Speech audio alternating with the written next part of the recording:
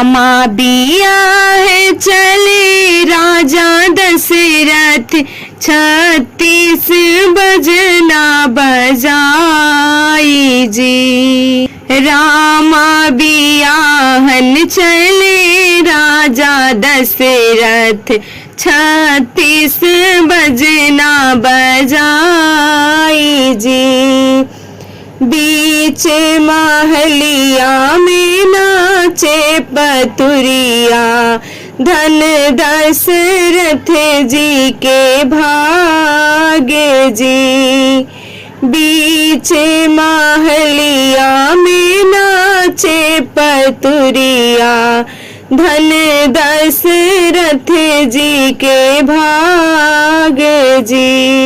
जाई बराती जनकपुरी पहुँचे होला दुआरे के चारे जी।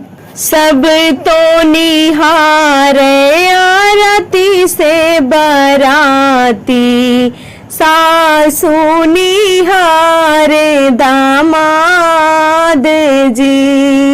कवन है समधि कवन है दुल्हे कवन है दुल्हे के भाई जी।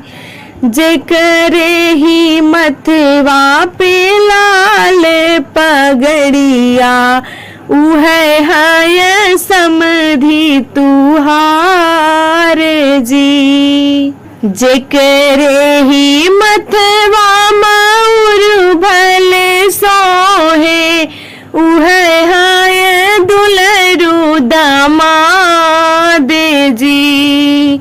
जेकरे ही कहवा पे सो